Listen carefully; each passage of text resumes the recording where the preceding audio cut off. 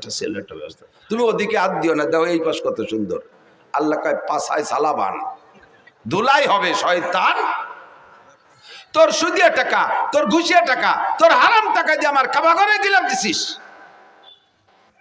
আমার দিন তোর মতো হারাম করের কাছে ঠিকানা। আমার দিন আমি চালাবো। ইউরিদুনা লিইউতফিউ নূরাল্লাহি বিআফওয়াহিহিম আল্লাহু মুতিম্মু নূরিহি ওয়ালাউ কারিহাল কাফিরুন। আল্লাহু আকবার। আমার ধর্মের বাতি নিবানোর জন্য কেউ চেষ্টা কম করে নাই। ইহুদ নাসারা হিন্দু বৌদ্ধ খ্রিস্টান সকলেই আমার ধর্মের বাতি নিবানোর চেষ্টা করেছে। চেরাগের রাখেই জাতবার ফরুজাত কাছে কাস্তাব জানাদরে শেষ বসুজাত। ধর্মের বাতি নিবানোর বহুজনের চেষ্টা করেছে, আমার ধর্মের বাতি আমি জ্বালাইছি। আমার ধর্মের বাতি জ্বালানো বাতি তেল আমি দেই। ওই বাতিরে নিবাইতে আসলে তার দাড়ি মুখ মাথা সব পুড়ে আগুনের সরকার হয়ে যায়। আমার ধর্মের বাতি কেউ নিবাইতে পারে নাই, পারবেও না। তোর ঘুষকা টাকা দিয়ে ধর্মের বাতি জ্বালাইতে বলছে কে? তোর সুদের টাকা দিয়ে আমার ধর্মের বাতি জ্বালাইতে বলছে কে? শয়তান, তোর ইনকামের টাকা আমি চাই নাই। মিন আইনাক তাসাবা ফিমা আনফাকা। ঢাকায় গেলে রিকশা চালাইতে চালাইতে কিছুদিন পর ঢাকার প্রাণ কেন্দ্রে 10 তলা দালান। টাকাটা কোত্থেকে পাইলে একটু আমার কাছে জবাব দিয়ে যাও। 4 নম্বর প্রশ্ন, মাদা আমিলা বিমা আলিমা। ও মুসলমান, এই 2 দিন ব্যাপী মাহফিলের থেকে উলামায়ে কেরামের কাছ থেকে কম কথা শোনো নাই। জীবনে বহু মাহফিল থেকে। আল্লাহু আকবার। আমার মনে হয় যে কোনো একজন বক্তার সম্পূর্ণ বয়ান যদি ইউটিউবে থেকে কালেকশন করে শোনেন, তাহলে ব্যক্তি জীবন থেকে নিয়ে জন্ম থেকে নিয়ে মরণ পর্যন্ত সুন্দর একটা জীবন ব্যবস্থা ওই বয়ানের মধ্যে থেকে সংগ্রহ করতে পারেন। আমি যত বয়ান করি আমার একটা খেয়াল রাখি যে এক জায়গায় একই কথা বারবার বললে মানুষের চর্বিত চর্বণ মনে করবে। তবে সেই বয়তে যে আসল কথাগুলো বলবো না তা না, একেবারে বিবাহ শাদী থেকে নিয়ে মরণ পর্যন্ত ধারাবাহিক মানব জীবনে যেখানে যা লাগবে সব কথাগুলো আল্লাহর রহমতে বলা আছে। ইউটিউবের ভিতরে শুনবেন, দেখবেন। আদর্শ মুসলিম পরিবার সদস্য হুজুরের লেখা একটা বই আছে, বইয়ের মধ্যে যা আছে আমার বয়ানের মধ্যে হুবহু তাই আছে।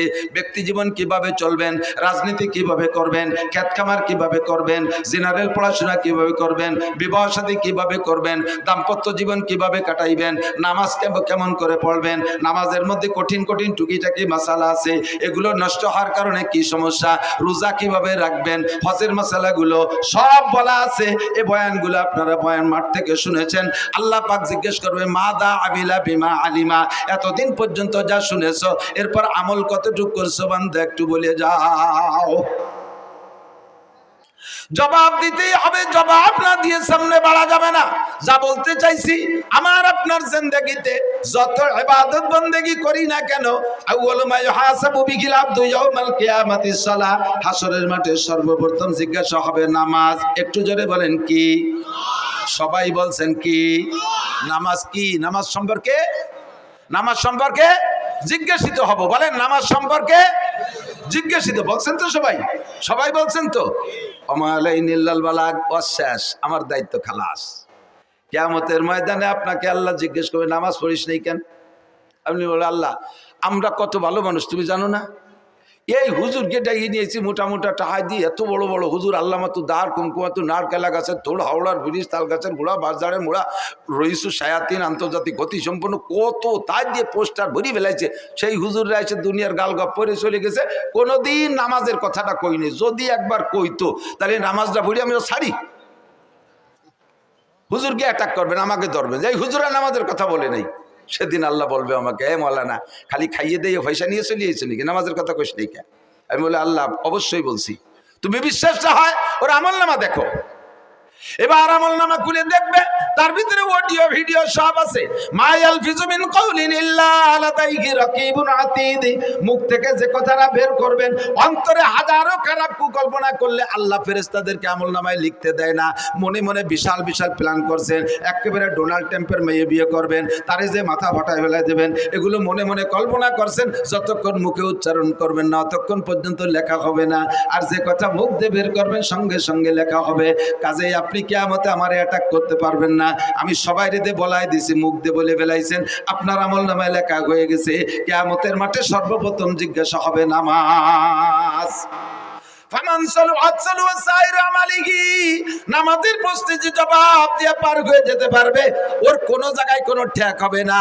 নামাজের কারণে সব জায়গা আল্লাহ তারে পার করে দেবে। কেন দেবে? কেন দেবে? নামাজের কারণে কেন তারে সব জায়গা পার করে দেবে? আল্লাহ পাক বলেন, নামাজ যে ব্যক্তি সঠিকভাবে পড়ে সে কোনো অন্যায় করে না। ইন্নাস সালাতা তানহা আনিল ফাহশাই ওয়াল মুনকার ওয়ালা যিকরুল্লাহি আকবার। নামাজ এমন একটা তাবিজ, নামাজ এমন একটা ক্যাপসুল, নামাজ এমন একটা ইনজেকশন, এই নামাজ এমন একটা টিকা, ওই টিকাটা লাগাইলে আর কোনো রোগ হয় না, আর কোনো রোগ হয় না। দেখবেন মাঝে মাঝে পোলাপানদের টিকা দেয় না? টিকা দেওয়ার অবস্থা মনে আছে নাকি? টিকা দেওয়ার সিস্টেম কি? যে বাড়ি টিকা দেবে ওই বাড়ির সামনে বড় একটা ব্যানার টানায়, আছে না? আগে মাইকিং করে দেয়, অমুক মহিলা মেম্বারের বাড়ি টিকা দেওয়া হবে, অমুক ওয়ার্ড চেয়ারম্যানের বাড়ি টিকা দেওয়া হবে, অমুক মেম্বারের বাড়ি টিকা দেওয়া হবে, এইভাবে মাইকিং করে যায়। এরপরে যেদিন টিকা দেয় দেখবেন সেদিন বাড়ির সামনে একটা হলুদ ব্যানার টানানো থাকে। ওই হলুদ ব্যানারের ভিতরে কি কি আছে তা কি মনে আছে? দেখবেন হলুদ ব্যানারের মধ্যে গোল একটা বৃত্ত আছে, বৃত্তের মাঝখানে ছোট্ট একটা বাচ্চার ছবি আছে। এবার ওই বৃত্ত ভেদ করে দেখবেন 5টা অথবা 6টা তীর আছে না? সব মিলে এর তর্জমা কি? এই ব্যানারটা হলো দুনিয়া, আর মাঝখানে যে গোল বৃত্ত এইটাই বাচ্চার হায়াতের এরিয়া, বাচ্চার হায়াতের এরিয়া। এই হায়াতের এরিয়া সীমানা ভেদ কইরা এই দুনিয়ার থেকে 6টা রোগ আছে ওর দিকে যাইতেছে। জন্ডিস আছে একটা রোগ, যদি ওর মধ্যে ঢোকে, এরপরে পোলিও একটা রোগ আছে, যদি ওর মধ্যে ঢোকে, হায়াতের বৃত্ত ভেদ কইরা একবার ঢুকে পড়লে দুনিয়ার কোনো ডাক্তার ডাইতার চিকিৎসা করা ওর মরণ অনিবার্য। ক্যান্সারের একটা জার্ম আছে, এইটা যদি ওর মধ্যে ঢোকে তাহলে ওর মরণ অনিবার্য। এই 6টা রোগ মানে 6টা তীর মানে 6টা রোগ। এবার হায়াতের বৃত্ত ভেদ করে বাচ্চার দিকে 6টা তীরে 6টা রোগে আক্রমণ করতেছে। এবার ডাক্তাররা গবেষণা করে দেখছে এই রোগগুলো যদি দেহের মধ্যে ঢুকে যায় তাহলে আর চিকিৎসা হবে না, কাজে এই রোগের আগে প্রতিরোধ করতে হবে। এই প্রতিরোধের জন্য একটা টিকা তৈরি করছে, যেই টিকাটা নিয়মতান্ত্রিক ভাবে কয়েক মাস যাবত দিলে ওই 6টা রোগ তার মধ্যে ঢুকতে পারে না, 6টা রোগ ঢুকতে পারে না। সেম কোয়ালিটি এই দুনিয়া, বিশাল দুনিয়া, এর ভিতরে থেকে আমার দিকে আমার হায়াতের একটা এরিয়া আছে, হায়াতের এরিয়া বাউন্ডারি ভেদ করে আমার দিকে রোগগুলো ঢোকার চেষ্টা করতেছে 6 দিক দিয়া। জোরে বলেন কয় দিক দিয়া? 6 দিক দিয়ে। ব্যক্তি জীবন, পারিবারিক জীবন, সামাজিক জীবন, অর্থনৈতিক জীবন, রাজনৈতিক জীবন, আন্তর্জাতিক জীবন। ব্যক্তি জীবন দিয়ে রোগ, পারিবারিক জীবনের রোগ, সামাজিক জীবনের রোগ, অর্থনৈতিক জীবনের রোগ, রাজনৈতিক জীবনের রোগ, আন্তর্জাতিক জীবনের রোগ। এই 6টা রোগ আমার দিকে ঢোকার চেষ্টা করে। এই 6টা রোগ যদি ঢোকে তারপরে হাজার হাজার রোগ ভিতরে তৈরি হয়, হাজার হাজার রোগ তৈরি হয়। এবার এই 6টা জীবনের রোগকে ঠেকানোর জন্য আল্লাহ পাক একটা টিকার ব্যবস্থা করেছেন। ওই টিকাটার নামই হলো নামাজ। আল্লাহ বলেন, আকিমিস সালাতা তারাফাইন নাহারি ওয়া যুলাফাম মিনাল লাইল ইন্নাল হাসানাতি ইউযহিবনাস সাইয়্যাত যালিকা যিকরা লিয-যাকিরিন। উতলু মা উহিয়া ইলাইকা মিনাল কিতাব ওয়া আকিমিস সালাহ ইন্নাস সালাতা তানহা আনিল ফাহশাই ওয়াল মুনকার ওয়া লাযিকরুল্লাহি আকবার।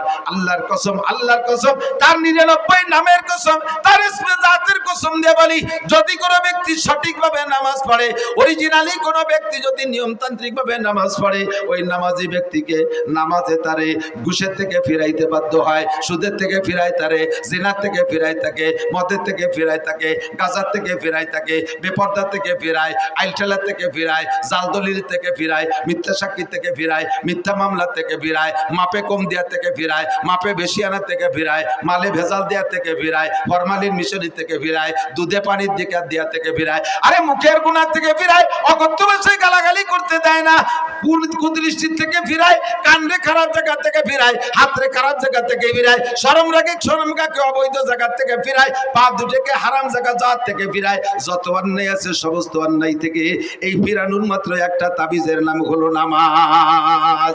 এই নামাজ হলো ফরজ নামাজ। একটু জোরে বলেন কি নামাজ? এক ওয়াক্ত ফজরের 2 রাকাত ফরজ নামাজের দাম, ফজরের 2 রাকাত ফরজ নামাজের দাম কত? সারা জীবন 60 বছর নফল নামাজ আর নফল রোজা না। যদি কেউ আল্লাহ 60 লক্ষ বছর হায়াত দেয়, 60 লক্ষ বছর নফল নামাজ আর নফল রোজা রাখলে সেই নাকি ফজরের 2 রাকাত নামাজের দাম তার চাইতে বেশি। এবার আমি ওখান থেকে মশালা বের করছি, এদিক তাকান। একটা মশালার দাম 60 বছর নফল নামাজ ও রোজার চাইতে বেশি। কেন? কারণ নফল তো সারা জীবনের নফলের দাম ফরজের সমান হবে না। আবার বহু মুসলমান আছে যাদের একটা মশালা না জানা থাকার কারণে, ছোট্ট পিন সাইজের একটা মশালা না জানা থাকার কারণে জিন্দেগির বহুত ফরজ নামাজ নষ্ট হয়ে গেছে। আমার দিক জিন্দেগির বহুত ফরজ নামাজ নষ্ট হয়ে গেছে। ভেরি ভেরি ইম্পর্টেন্ট একটা মশালা আপনাদের জন্য আমি সংগ্রহ করছি। এই মশালাটার দাম আপনি নিজেই জবাব দেবেন। ওই মশালাটা না হওয়ার কারণে, সঠিক না জানা থাকার কারণে ফরজ নামাজ নষ্ট হয়েছে। আর 2 রাকাত ফরজ নামাজের দাম 60 লক্ষ বছর নফল নামাজের চাইতে বেশি। কথা বলুন ঠিক কি ঠিক না? এবার সেই মশালাটা কি মশালা? আপনি ইমামের পিছনে নামাজ পড়েন। আমি তো একটা দাড়ি যখন গজাইছে, নিতান্ত গরিব বাপের ছেলে ছিলাম আমি। এখনো পর্যন্ত আমার আব্বার রেখে যাওয়া যা আছে তার থেকে 1 ইঞ্চি জমিও আমি ভাগে পাইনি। আব্বার ইনকাম থেকে আমি একখান ভাঙ্গা টিন, একখান ফুটো থালও ভাগে পাইনি। ছোট্ট একটা সংসারের আমরা সন্তান ছিলাম। আমার আব্বা গরিব মানুষ, কৃষক ছিলেন। যা কামাই করছেন কোনো মতে আমাদের খাওয়াই বাঁচাইছে। সোনের একটা ঘর ছিল আমাদের, 2-5 শতাংশ জমির উপরে বাড়ি। ছোট 2 ভাইরে বাড়ি ঘরটর যা ছিল সব দিয়ে টিয়ে আলাদা বাড়ি করছে, জায়গা কিনে। আমরা বড় 2 ভাই, বাপের কিছু পাইনি। বাপের 1 বস্তা দোয়া পাইছি। ছাত্র বয়সে আব্বা টাকা দিতে পারতেন না, এসে গেলে একটু বলা লাগে। বহুত ছাত্ররা আছে তারা অভাবের কারণে পড়া বাদ দিয়ে চলে যায়। আমি এটা আদৌ বিশ্বাস করি না। আমার আব্বা আমাকে 11-12 বছর মাদ্রাসায় পড়ছি, যা 2-1 পয়সা দিতে পারতেন কষ্ট করে, সম্পূর্ণ 12 বছরের টাকা একত্রিত করলে 100 টাকা হবে না। বিশ্বাস করতে পারবেন না। তাহলে কিভাবে পড়ছি, কিভাবে যে পড়ছি এটা আমিও জানি না।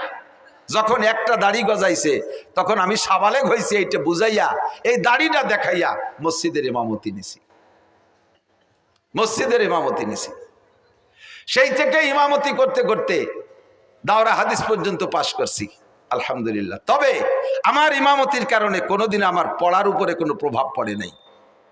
মাদ্রাসা থেকে 4 কিলোমিটার দূরে লজিং থাকছি, বড় একটা মধুমতি নদী পার হয়ে ওপার। জিন্দেগিতে 1 ঘন্টার 1 মিনিটও আমি পিছিয়ে পড়ি নাই। ঝড় বৃষ্টি তুফান যাই হোক আমার কোনো ক্লাস মাইন নেই, এবং জীবনেও কোনোদিন ক্লাসে সেকেন্ড হইনি। তাহলে মনে হচ্ছেন থার্ড হইছি। গহরডাঙ্গা বোর্ডে টাইটেলের বছর আমি ফার্স্ট স্ট্যান্ড করেছি। অনেকে এগুলো ক্রেডিট বললে কিছু মনে করতে পারেন। একটা জিনিস বোঝানোর জন্য বলছি, জাস্ট এই কথাটাই বোঝানোর জন্য যে অভাবের কারণে লেখাপড়া ঠেকে থাকে না। তো সেই থেকে ইমামতি করতে করতে অভিজ্ঞতা আছে যে মুসল্লি ভালো ডকশক দেখলি বাড়ি পাকা মুসল্লি তা না। এত বড় পাগড়ি 3 খেতায় দিয়ে বাঁধছে, 43 বন্ধের যুব্য একটা গায়ে, ওর বাবা গাড়ির উপরে যায় নামাজ, বগলে দস্তার কান, হাতে কুড়া লাঠি, 500 দানার তসবি, চশমা পাই দিয়ে কি না চশমা সয়ে দিয়ে একই ডাটে সাটে ঠেকে যে খুব বহুত বড় আলেম। বোমা মারলেও ভিতরে তো একটা বা বেরোয় না, জাল খেয়াও দিলে টালিব বেরোয় না। মশলা তো দূরে থাক, আমাকে ওই পাশে জেলা নড়াইল আছে না, আর আমাদের গোপালগঞ্জের শেষ থানা কাশিয়ানির শেষ মাথায় একটা গ্রাম আছে নড়াইল গ্রাম আছে, ব্যাসপুর নড়াইল কয়। তো এই ব্যাসপুর নড়াইল, ওই গোপাল নড়াইল জেলা নড়াইল থেকে একটা তবলিগ জামাত আইছে। এই তবলিগ জামাত আইসা এক মসজিদে 3 দিন 3-4 বুড়োরে টার্গেট করছে। যুবকদের যা পড়াইছে পারছে, বুড়োকে তো বেরেন কম, 4 বুড়োরে ধরছে। কাকা মশলা মশাইল কি দেখি জানেন? কিচ্ছু না, নামাজ পড়তে পড়তে কপালে দাগ হয়ে গেছে। আলহামদুলিল্লাহ তো জানেই না, আরো কতটা জানে না, তা শুনলে আশ্চর্য হবেন। এই 4 বুড়ো কলেমায় তো এবাও জানে না। লাস্টে যে ধরা পড়ছে কলেমায় তো এবার, যখন ইন্টারভিউ নিয়েছে দেয় যে বুড়োরা কলেমাই পড়তে পারে না। আমি সব বলে কাজটা করছেন কি? আজ বাদে কাল যাবেন মরিয়ে, কাল নাও আসতে পারে, আজও মরতে পারেন। বয়স 75-80 হয়ে গেছে আর আজও কলেমাটা পড়তে পারেন নাই। মান কানা আখিরু কালামিহি লা ইলাহা ইল্লাল্লাহ ফাদাখালাল জান্নাহ, যার জীবনের শেষ কলেমা লা ইলাহা ইল্লাল্লাহ, ওইটা বিনা হিসাবে জান্নাতে চলিয়া যাইবে। সেই কলেমাটাই পড়া শিখলেন না। আপনি নামাজের কি গুড়ার ডিম পড়ছেন, এতদিন ইবাদত বন্দেগী কি কসু করছেন, কলেমাই যদি না জানেন। এই 3 বুড়ো 4 বুড়োরে নিয়ে 4 দিন পর্যন্ত আমির সাহেব কলেমার মস্ক করাইছে। এই যে দেখ 500 না পাঠিয়েছে, যত খুদকুড়ো কাটা সামনে বসে জীবন বই ওয়াজ করবো কি কসু। শিক্ষিত জ্ঞানী গুণী ভালো মানুষ যদি সামনে বসে, তাদের দিক নজর পড়ে ওয়াজের কোয়ালিটি সেই রকম হয়। আর এই যে খুদকুড়ো গুলো এসে সামনে বুঝে থাকে অস বোঝেও না যে চানাচুর বাদাম নিচে কাটুর কুটুর অতি তালে হয়েছে শৈল ইন্দিরির দল যা তোরা আমার কাছে 10টা নিয়ে যা দোকানে যা চল আমার দিকে বৈশা 3 দিন পর্যন্ত মসজিদে মস্ক করাইছে কলেমা শেষের দিন মাহফিল আমার ওই এলাকায় আমার কাছে এসে রিপোর্ট দিচ্ছে হুজুর সব মাহফিলে আপনি তবলিগের তশকিল করেন তবলিগের কথা বলেন আপনার এলাকায় এটা তবলিগ করেন না কি সমস্যা কি এই ঘটনা সাইর বুড়ো যে কোনো সময় মরতে পারে 75 থেকে 80-র মধ্যে বয়স আজও কলেমাটা ভর্তি পারে না এই 3 দিন পড়াইছি তাও ঈশার সময় ইন্টারভিউ নিছি হয় না কি কয় লা ইলাহা মুহাম্মাদুর রাসূলুল্লাহ লা ইলাহা মুহাম্মাদুর রাসূলুল্লাহ রাগ হয়ে ধমক জামিয়া যে কোনো সময় মরতে পারে আজও কলেমা ঠিক করে ভর্তি পারে লা ইলাহা মুহাম্মাদুর রাসূলুল্লাহ মাঝে ঠিক করলে কোথায় বুড়োরা আমারে রাগ করে কয় সব জায়গার কলেমা একরকম না মিয়া তুই কলি হয়ে যাবে সব জায়গার কলেমা একরকম তোমাকে নড়াইলে কলেমা লা ইলাহার পরে ইল্লাল্লাহ আছে ইবার আসতে থাকে না এরকম নাকি বহুজন আছেন এখনো পর্যন্ত 4টে কলেমা শুদ্ধ করে বলতে পারে না আছে না নাই কথা কয় বহু মুসলমান আছে এর মধ্যে ইমানে মুফাসসালের ইন্টারভিউ নিলে জড়িয়ে যাবে অর্ধেক ইমানে মুজমালের ইন্টারভিউ নিলে জড়িয়ে যাবে অর্ধেক আর এই ইমানে মুজমাল আর ইমানে মুফাসসালের তরজমা আপনার বুঝা ফরজ বিশ্বাস করার সাথে সাথে বুঝার আগে বিশ্বাসের আগে বুঝতে হবে বুঝে তারপরে বিশ্বাস করতে হবে পারেন না বহু মানুষ কথা কন নামাজে দাঁড়াইছেন ইমামের পিছনে জামাতে নামাজ পড়বেন ইমাম সাহেব আল্লাহু আকবার বলে যে কথা বলছি ইমামতির অভিজ্ঞতার আলোকে যে বহু মুসল্লিকে জীবনে এ রিপোর্ট পাইছি ইমামের পিছনে নামাজ 10 বছর নামাজ পড়ছে এরপরে এসে কয় হুজুর ইমাম সাহেব যে প্রথমবার আল্লাহু আকবার কয় ও আল্লাহু আকবারকে আমাকে করতে হবে নাকি আমরা তো সময় খালি কানে হাত দেই আমি যে আমরা মানে কয় যে আমাকে মাঝি ভাই মিয়া ভাই বড় কাকা আমরা সবাই ওই ওরি মুখ বন্ধ নামাজের ফরজ 13টি জোরে বলেন কয়টি তার মধ্যে একটি তাকবীরে তাহরিমা বলা আপনি যদি একা নামাজ পড়েন সুন্নাত তা প্রথম তাকবীর বলা ফরজ নফল পড়লে প্রথম তাকবীর বলা ফরজ ওয়াজিব পড়লে প্রথম তাকবীর বলা ফরজ ইমামের পিছনে যদি পড়েন প্রথম তাকবীর মুখে বলা ফরজ প্রথম তাকবীর শুধু ইমাম বলবে আর আপনি মুখ বন্ধ করে কানে হাত দেবেন এতে হবে না আপনাকে নামাজের ভিতরে যদি প্রথম তাকবীর মুখে আল্লাহু আকবার না বলে থাকেন এমন করে জীবনে যত ওয়াক্ত চলে গেছে ওই নামাজগুলো হয় নাই ওই নামাজগুলো আবার পড়তে হবে এই যে কত ওয়াক্ত গেছে আপনার জানা নাই এরকম কত ওয়াক্ত গেছে আপনার জানা নাই মুখ বন্ধ করে খালি কানে উলা দিয়েছেন আপনার নামাজ বাতিল আপনার নামাজ হয় নাই যদিও শুনতে একটু ছোট একটু আল্লাহু আকবার কিন্তু এই মশালাটা কত গুরুত্বপূর্ণ আপনার পুরো নামাজ এরপর নির্ভর করে এই একটা মশলা আজকে জেনে নিলেন আজকে বুঝতে পারলেন যে আপনাকে প্রথম তাকবীরে আল্লাহু আকবার ইমামের সাথে সাথে বলতে হবে তবে ইমামের সাথে সাথে পিছে পিছে বলতে হবে এটা ফরজ এর একটা মশালার দাম 60 লক্ষ বছর নফল নামাজ ও নফল রোজার চাইতে বেশি মহিলারা নামাজ পড়বে প্রথম তাকবীর মুখে বলা ফরজ পুরুষরা নামাজ পড়বে প্রথম তাকবীর মুখে বলা তবে মহিলারা কোনোদিন জামাতে ইমামতি করতে পারবে না মহিলারা মহিলাদের ইমামতিও করতে পারবে না মহিলারা ফরজ ওয়াজিব সুন্নাত নফল কোনো নামাজে ইমামতি করতে পারবে না মহিলারা মসজিদে যে জামাতে নামাজ পড়বে না মহিলারা নামাজ পড়বে ঘরের ভিতরে মহিলারা যত নির্জনে নামাজ পড়বে তত তাদের নেকি বেশি আর পুরুষরা যত ওপেন ফিল্ডে নামাজ পড়বে বড় জামাতে তত তাদের নেকি বেশি মহিলারা ঘরের মধ্যে পড়বে করনাফি বুয়ুতিকুন্না ঘরের মধ্যে থাকবা মহিলাদের জুমর নামাজ নাই মহিলাদের ঈদের নামাজ নাই মহিলাদের জানাজার নামাজ নাই মহিলাদের জামাতে নামাজ নাই 5 ওয়াক্ত জামাতে নামাজ পড়বে না অনেকে হজে যাইয়া আইসা এবার বউকে নিয়ে জামাতে নামাজ পড়ার একটা প্ল্যান তৈরি করছে আল্লাহ মক্কা মদিনায় দেখলাম আর আমাকে দেশি হুজুরা কি তাকে বেশি জানে নাকি আপনি মক্কা মদিনায় একবার গেছেন আর আমরা 20 বার গেছি আমরা ওই জায়গা থেকে ওইগুলো নিয়ে আসলাম না আপনি একবার যাই এতটা নিয়ে আসলেন কে কি আনছে দেখবেন হানাফি মাযহাবের মুসল্লি হানাফি মাযহাবে আমিন আস্তে বলতে হবে হানাফি মাযহাবে আমিন কি আস্তে সব মাসালা হানাফি মাযহাবের আমল করে হজেতে আসার পরে এবার ওই মক্কা মদিনায় শুনছে আমিন জোরে কইতে এই জায়গাটা খালি আমিনটা একটু জোরে না করতে পারলে পাল্টায় না ইমাম সাহেব আল্লাহ দলিনকে ছেড়ে দিছে আমিন বিটাগিরি দেওয়াচ্ছে উনি আপনি এরকম করলেন কে? মক্কা মদিনায় বলে। তো মক্কা মদিনাতে আরো কত তারে শব্দ করেন আপনি, যে দেখছেন কত প্রকারের নামাজ। একদল কানে উলো দেয়ই না, হাজি সাহেবরা একটু সাক্ষী দেন।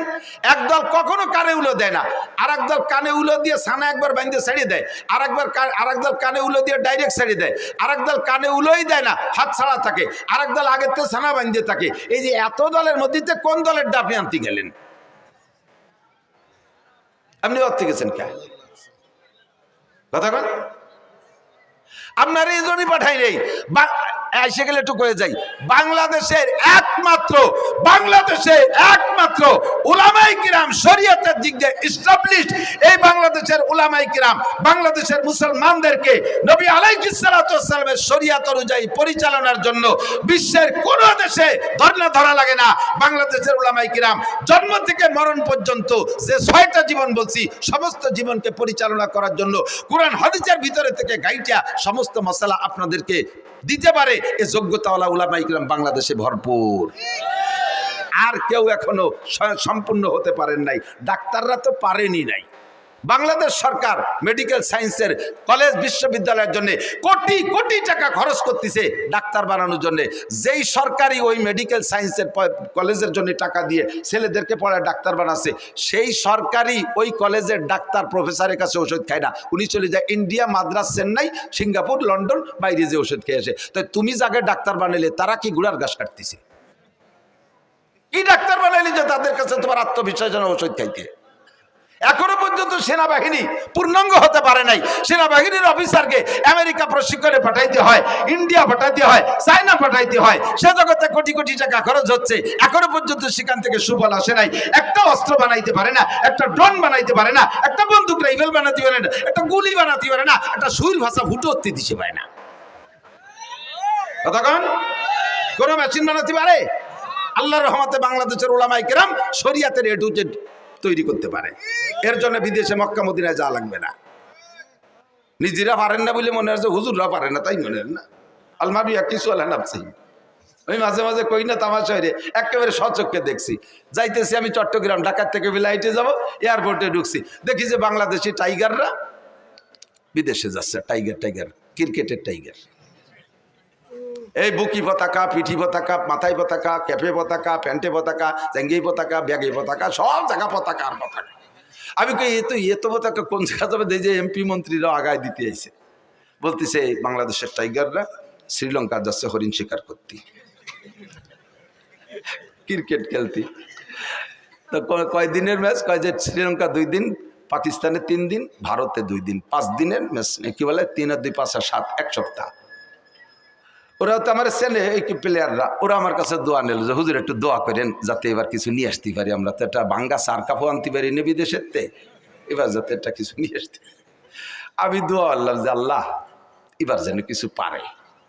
আমার সাথে একজন কয় হুজুর এই ক্রিকেট লাগার জন্য দোয়া আনলেন।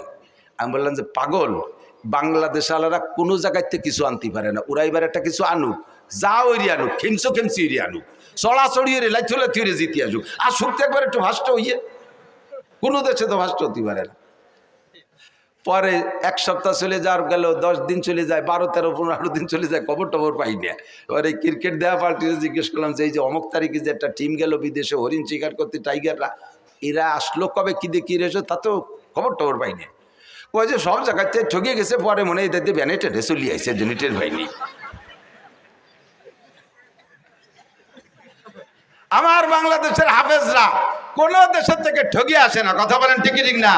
সারা পৃথিবীর যত মুহাদ্দিস আছে তার ভিতরে 1 নম্বর মুহাদ্দিস আমাদের বাংলাদেশে মাওলানা আব্দুল মালিক সাহেব, বাইতুল মুকাররমের খতিব সাহেব। কাজেই আপনি একা যাইতে আমিনটা জোরে ঠেলিয়ে আনতে গেছেন কে? আমিন জোরে হবে না, আসতে হবে বাইতুল মুকাররমের খতিব সাহেবের কাছে শুনিয়ে আসেন দাঁড়িয়ার মাঠের প্রধান মুফতির কাছে, জান ভাঙ্গা ঈদগাহ মাদ্রাসার মুফতি সাহেবের কাছে, আমরা সব ফতোয়া দিয়ে দেব। কোনোতে আল্লাহর রহমতে ওদিক যা লাগবে না, কথা কন। এবার তাকবীরে তাহরিমা আমিন বলা, এটা বলবে, আসতে বলবেন।